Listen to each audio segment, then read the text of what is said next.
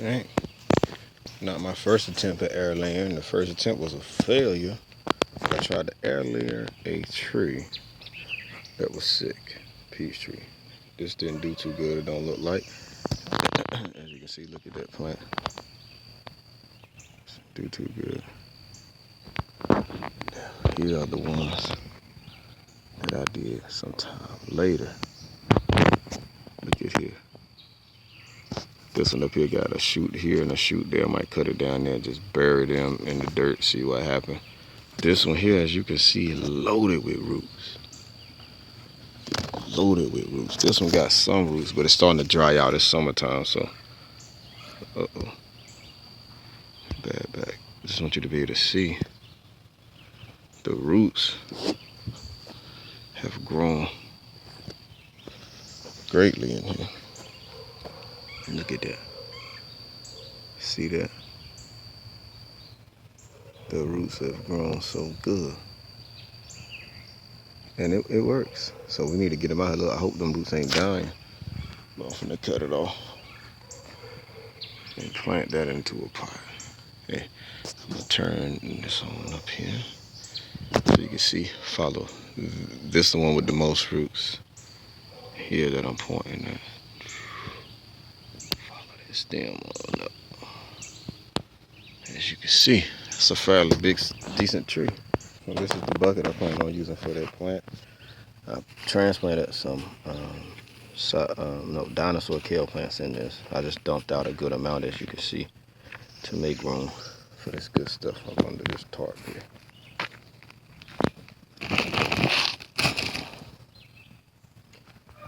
Compost here. Oops. Don't never know what's under nothing like this. You only lift it up with caution. Since y'all can't tell what's up under there, I'm gonna show you right quick. Alright.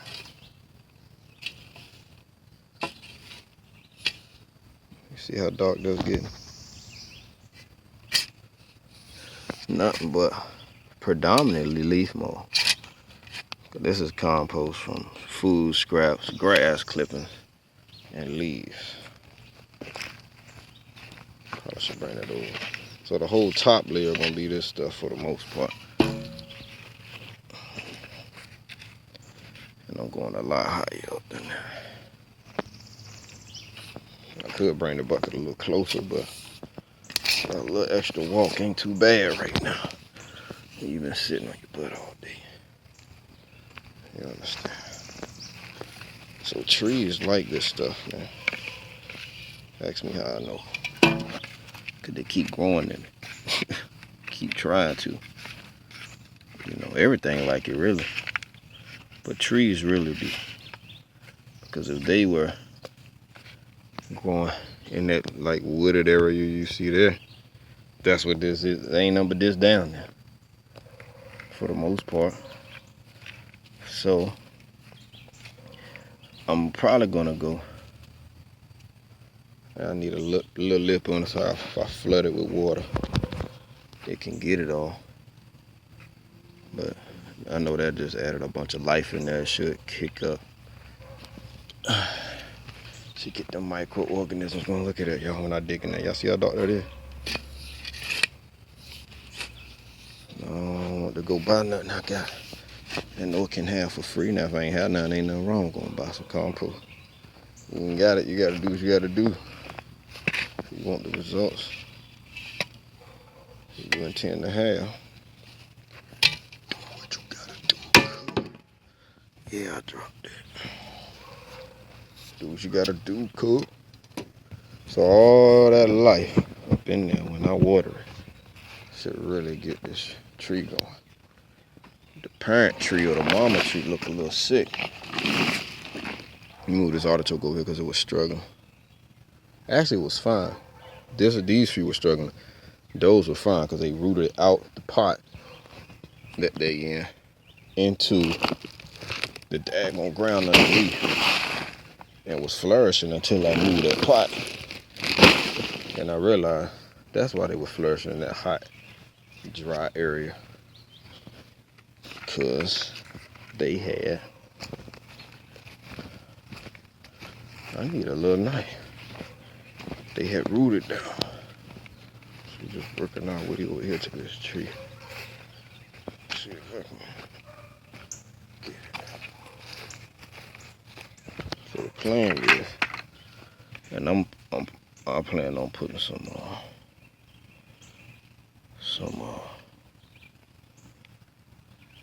they say phosphorus is good. I know it's good for roots, and potassium. So wood ash. Not a lot, but enough to make this thing say thank you. Thank you. Close up of the root ball, y'all. Look how massive this tree is. See? If I lay it down,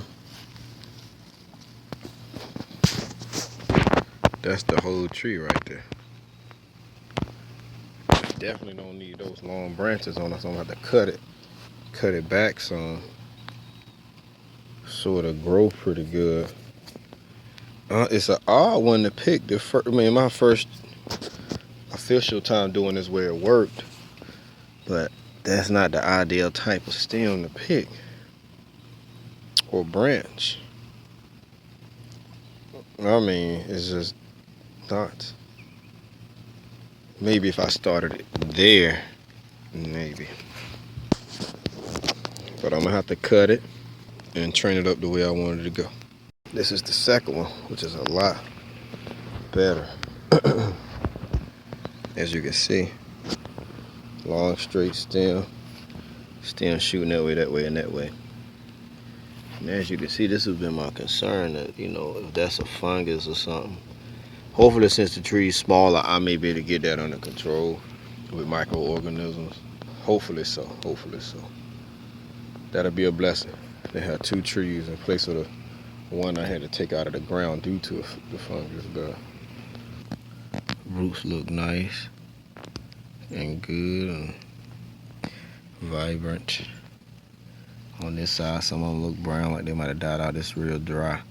As you can see right down in there, a long time ago, because it took probably a few months for this to do this, I started noticing right where I had cut the skin off, or the outer layer, the bark off of the stem, maybe from there to probably about here, if that much, if not like something like that.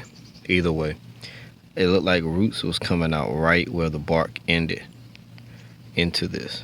So something to point out. I noticed that. I think I took some notes of it, but I just wanted to point that out. But this is the first one. I was gonna plant this one in this blue container here, but I'm probably gonna use a different one now. Probably use the yellow one for this one, because I'm cutting that thing probably about, I'm cutting it short. I want this joker to grow strong enough to support whatever grows from up here, you see. You know, but praise the Lord. That thing big, man. Look at this one. Shoo.